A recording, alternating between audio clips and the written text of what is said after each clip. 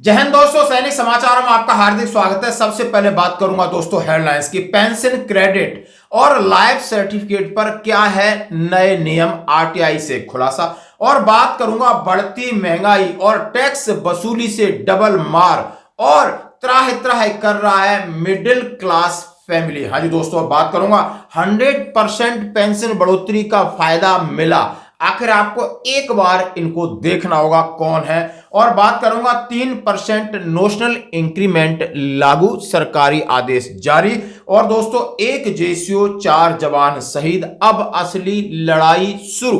हाँ जी दोस्तों, खबरें करते हुए साथ से सबसे पहले मैं बात करूंगा आपसे पेंशन क्रेडिट और लाइफ सर्टिफिकेट के ऊपर क्या अपडेट है। जैसा कि हम सभी को इंतजार है कि हमारी पेंशन 31 दिसंबर को आएगी, लेकिन इस बार बड़ी आंख मिचोली इस पर पीसीडीए खेल रहा है, क्योंकि कईयों के लाखों लोगों के मैसेज नहीं आए। असमंजस की स्थिति है कि हमने लाइफ सर्टिफिकेट हमारा अपडेट हुआ है नहीं हुआ, क्योंकि इस पर में कुछ भी हो सकता है। ये भी एक सरप्राइज देते हैं, कभी किसी की भी पेंशन में रुकावट तो नहीं आए। तो सबसे पहले मैं बात करूंगा दिसंबर का महीना, सभी लोग समझ रहे हैं कि इस बार यदि हमारी पेंशन सही तरीके से आ गई तो हम पूरे साल के लिए निष्फिक्र हो जाएंगे, हमें किसी प्रकार की कोई चिंता नहीं।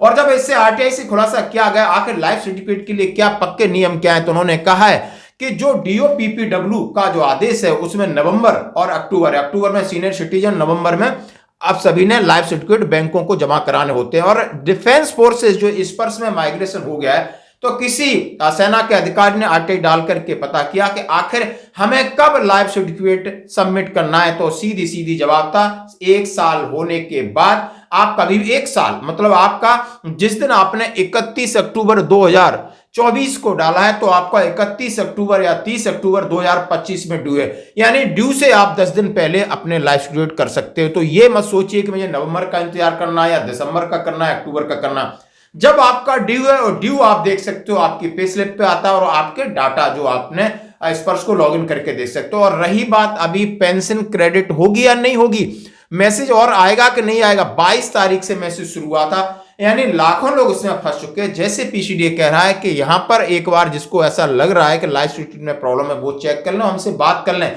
यहां पर यदि डाटा आपका अपडेट दिखाई दे रहा है तो घबराने की जरूरत नहीं, आपकी पेंशन 31 दिसंबर को क्रेडिट हो जाएगी।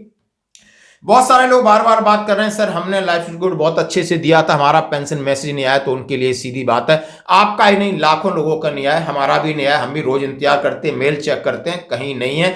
हमने कंफर्म कर लिया कि नहीं, कोई टेंशन नहीं, 31 तारीख को देखा जाएगा, पेंशन आपके खाते में जरूर आएगी। तो दोस्तों ये थे नियम। अब बढ़ते हैं अगली खबर की तरफ, बढ़ती महंगाई और टैक्स की डबल मार। पहले तो दोस्तों मैं हर एक वीडियो आपको दिखाऊंगा किस तरह भारत सरकार को घेरा।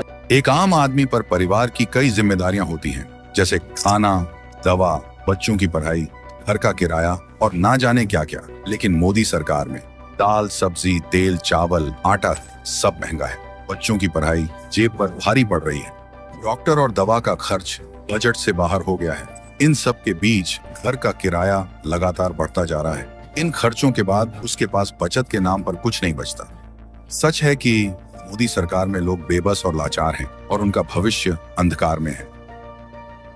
लोग एक ही चीज पर न जाने कितनी बार टैक्स भरते हैं। जैसे कि जब आप पैसा कमाते हैं तो इनकम टैक्स भरते हैं, उस इनकम से आप गाड़ी खरीदते हैं तो गाड़ी खरीदने पर जीएसटी देते हैं, जब गाड़ी खरीदते हैं तो रोड टैक्स भी सरकार आपसे वसूलती है, फिर रोड डेवलपमेंट सेस भी आपसे लेती है। अब आप मोटर इंश्योरेंस भी कराएंगे गाड़ी का तो उस पर भी जीएसटी लेती है, और उसके बाद आप जब पेट्रोल या डीजल भरवाएंगे उस पर भी सेस और वैट लेती है, और अंत में जब आप अपनी गाड़ी को सड़क पर चलाएंगे तो टोल टैक्स के नाम पर जनता से पैसा वसूलती है। That is multiple taxation points. इतने सारे टैक्सेशन ओवरलोड कर कर हम इस देश के आम आदमी का खून चूस रहे हैं सर। और सबसे बड़ी प्रॉब्लम इस देश की आज जो बनती जा रही है आम आदमी के लिए वो है टोल टैक्स।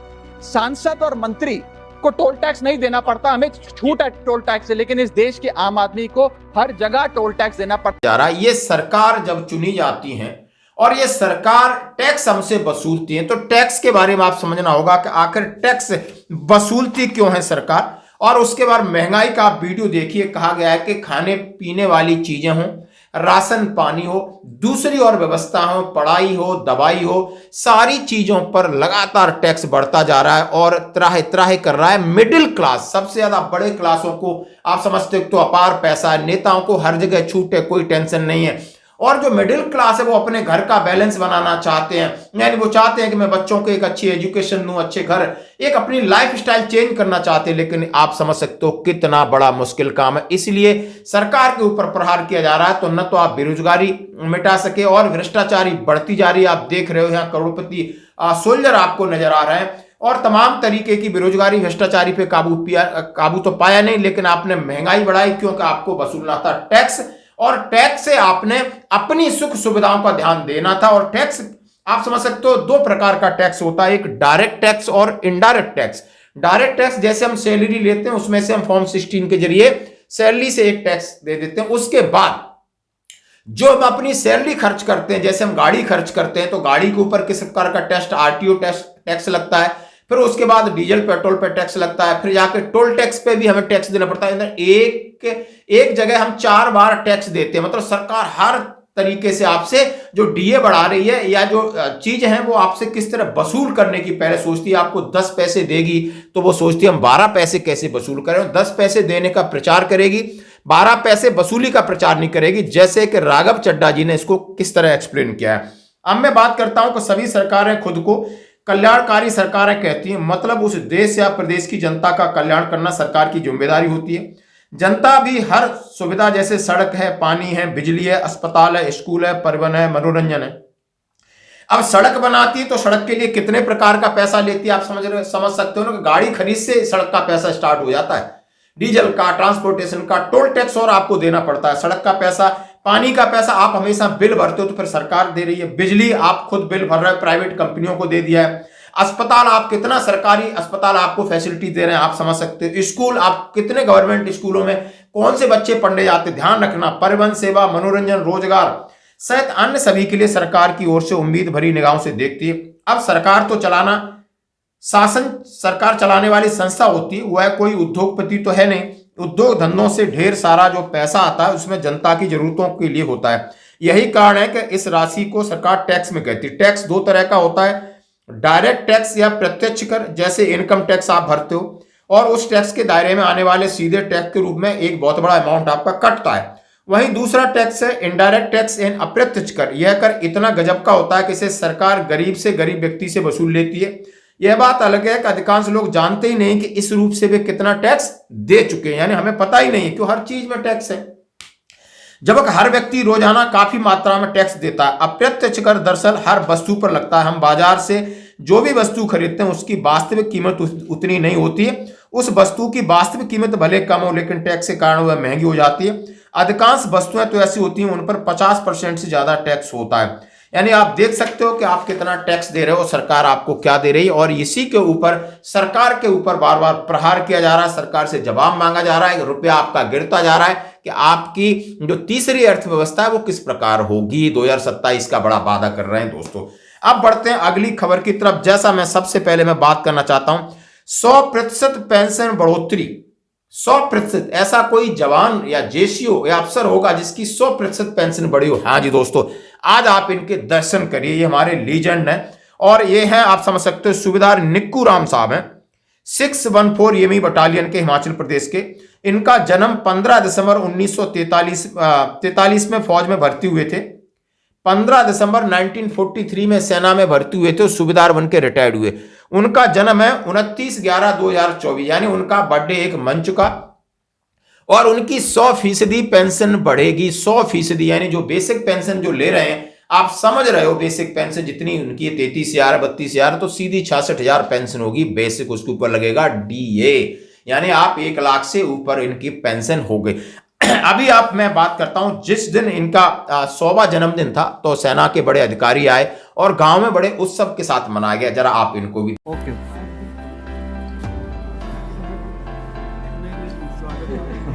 तो हमारी कोशिश है कि हम आपके साथ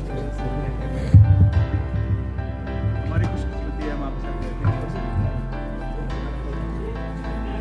अच्छे फाइटर, सबसे तगड़े फाइटर आप ही हो।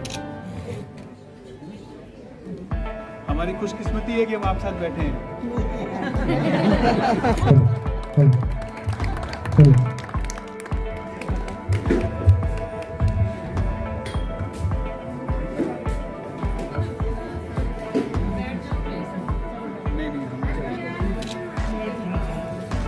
कि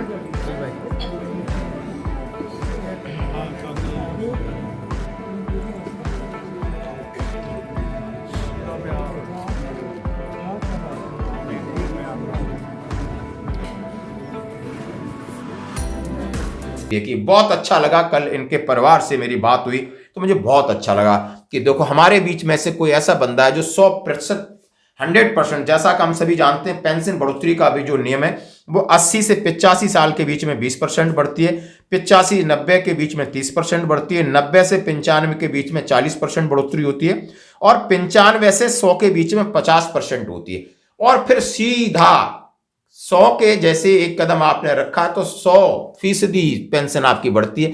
शायद आपके नज़र में कोई होगा नहीं, मुझे ये बड़े यूनिक लगे। भगवान करे इन्हें और उम्र दे और ये पेंशन लें और इसी तरह हम उन्हें देखते रहें कि सेना में आप देख सकते हो 1943 में सेना में भर्ती हुए थे, आप देख लीजिए और आज 2024 चल रही दोस्तों, ऐसे लोग इस पृथ्वी पर हैं, हमारे लिए इनका अवतार है। धन्यवाद दोस्तों। अब बढ़ते हैं एक और अगली खबर की तरफ। 3% नोशनल इंक्रीमेंट लागू, सरकार ने आदेश किया जारी। हाँ जी दोस्तों, मैं आपको एक सरकारी आदेश, यह है भारत सरकार कार्मिक लोक शिकायत पेंशन मंत्रालय का है अक्टूबर 2024 का कि 30 जून और 31 दिसंबर को केंद्र सरकार की सेवा से सेवानिवृत्त हुए कर्मचारियों को उनके पेंशन लाभ की गणना के प्रयोजनार्थ 1 जुलाई 1 जनवरी को काल्पनिक वेतन वृद्धि करने के संबंध में इन्होंने ये पत्र जारी किया। इसमें सीधे सीधे कई जगह केस हुए, कई बहुत लंबी लड़ाई चली, अभी भी कुछ लड़ाई बाकी है, लेकिन उन्होंने इस बात को क्लियर कर दिया है कि उन्होंने सीधा सीधा कहा है कि 30/4/2023 से पहले 30/4/2023 से पहले की अवधि के लिए बढ़ी हुई पेंशन का आदेश आपको मान्य होगा। आपको 1/5/2023 के बाद जो भी रिटायरीज हैं उनको 3% यानी जो नोशनल इंक्रीमेंट की वृद्धि का लाभ मिलेगा। और उन्होंने कहा है इसका जो एरियर है यानी इसका गणना सिर्फ और सिर्फ आपकी पेंशन में होगी, ग्रेच्युटी या दूसरी चीज में नहीं होगी। तो ये आदेश आप देख सकते हो भारत सरकार के अपर सचिव महेश कुमार जी का है। इसमें बहुत सारे हर एक देश के अंदर अलग अलग कोर्टों में याचिकाएं डाली थी।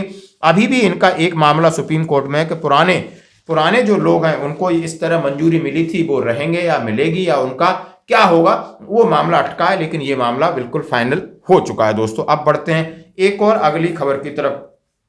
एक जेएसयू 4 जवान शहीद, अब असली लड़ाई शुरू। जैसा आप देख रहे हो हमारे चीफ ऑफ आर्मी स्टाफ और all ranks of Indian army की तरफ से हार्दिक संवेदनाएं उन्होंने व्यक्त की हैं, यानी देश के लिए ये कुर्बान हुए। सूबेदार दयानंद साहब, लेसवल्दार अनूप नायक, जी समाधान, सिपाही निकुरे और सिपाही महेश। हाँ जी दोस्तों, जैसे आप पुंछ राजौरी में हमारी एक 2.5 टन बड़ी खाई में गिर गई थी, वहां पर ये इनकी शहादत हुई। अब उनका जो पार्थिव शरीर है उनके गांव की तरफ जा रहा है, एयरपोर्ट पे उतरा। आप समझ सकते हो मैक्सिमम मराठा लाइट इन्फेंट्री है, तो कर्नाटक और महाराष्ट्र के हमारे भाई उसमें ज़्यादा मैक्सिमम वही रहते हैं। अब उनका पार्थिव शरीर उनके घर की तरफ रवाना हो रहा है, आज कई जगह पहुंचेगा। आप एम्बुलेंस देख सकते हो लेके जा रही है।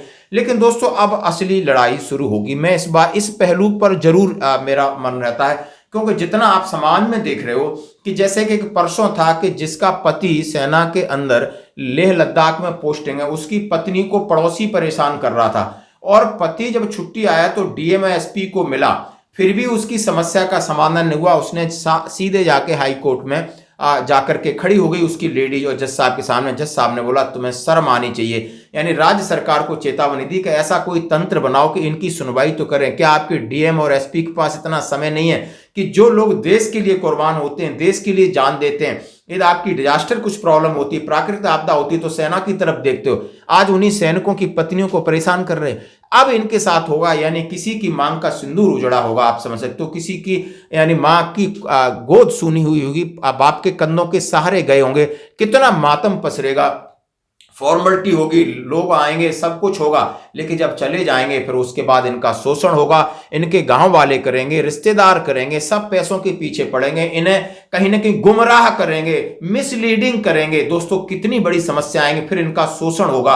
और इस शोषण के लिए कोई ऐसा ऐसा मैकेनिज्म नहीं है कि इनको जाकर के इनका काम करता है। आप देख सकते हो ये एक दर्द है, अब यहां इस दर्द की शुरुआत होती है। तो दोस्तों हम भगवान से प्रार्थना करते हैं कि जो 5 जवान हमारे आज जिंदगी और मौत के संघर्ष में हैं, उन्हें काफी क्रिटिकल कंडीशन में वो जल्दी स्वस्थ हो जाएं, और इनको हम अपने चैनल और व्यूवर्स की तरफ से चाहते हैं कि इनकी आत्मा को प्रभु शांति दे और इनके परिवार को दुख सहने की शक्ति दे। आज की खबरों में इतना ही, बने रहिए हमारे साथ। धन्यवाद।